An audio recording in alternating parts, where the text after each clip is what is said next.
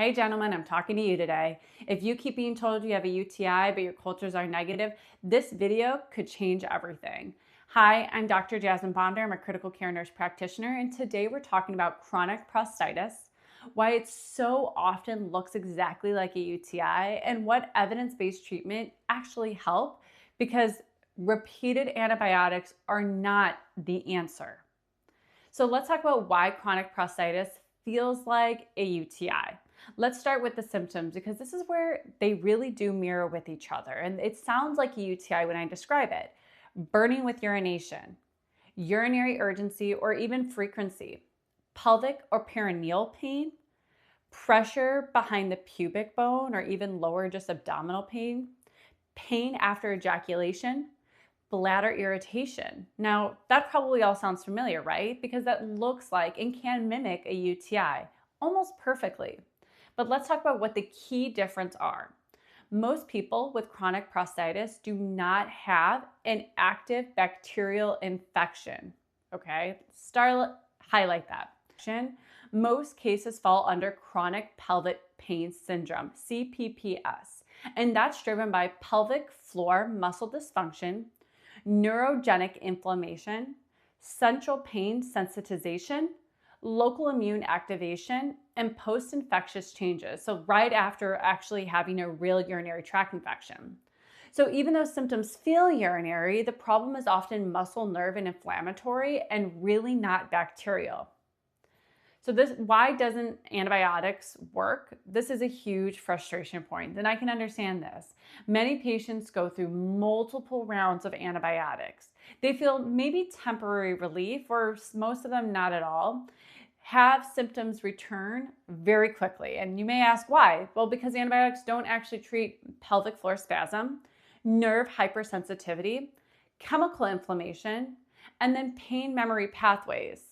In fact, repeated antibiotics can sometimes worsen those symptoms and actually disrupt your natural and healthy microbiome that we work so hard to actually preserve.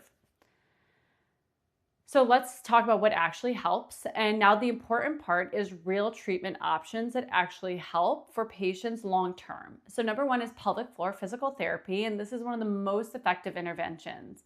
A trained pelvic floor PT can help release muscle tension, improve coordination, and reduce referred bladder pain. It can help decrease urinary urgency, and this is not standard physical therapy. This is very specialized and targeted. Anti-inflammatory medication or neuromodular medications, and that really depends on the symptoms. And there are many options that can be considered with your clinician. Number one is an alpha blocker to reduce any type of urinary pressure. Low dose of neuromodulators like amitriptyline or potentially gabapentin. Any type of NSAIDs for these short-term flares. Mast cell stabilizers may actually help if we think that this is related to a chemical cystitis presentation. Remember, these pain signals are not bacterial. The reality that the bladder and prostate share nerve pathways. So when you irritate one, like the prostate, you're likely also going to irritate the bladder, and it can actually amplify that pain. So here are some helpful strategies. Number one, avoid bladder irritants. So no coffee, no alcohol, no spicy foods. Use urinary alkalinization when appropriate. Manage post-infectious bladder hypersensitivity. And this is why many people say, my UTI cleared, but the pain still is present. Number four is having stress and nervous system regulation. And this is not in your head, but this is something that your nervous system is actually involved with. And this is why you're experiencing these type of nerve pains. Chronic prostatitis is strongly linked to sympathetic overactivation, stress-induced pelvic muscle clenching. And so some helpful tools that you can do is, breath work, somatic therapy, mindfulness-based techniques.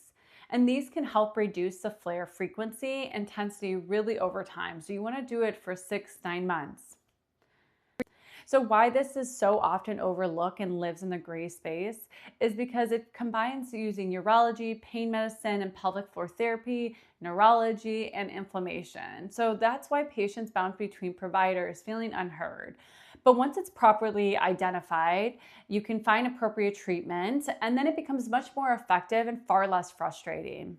So really, my final thoughts here, if you've been told Your tests are all normal, the cultures are coming back negative, just take another antibiotic. Here's another antibiotic without even the cultures coming back. It must be a recurrent UTI. Just understand this. Chronic prostatitis is real. It's actually pretty common and it's treatable. The goal isn't endless suppression. It's restoring comfort, function, and ultimately the quality of life. I hope this video helped you. Like and subscribe for more bladder and pelvic health strategies and education. Please share this with someone that you know who's been stuck in this endless cycle and that potentially could help.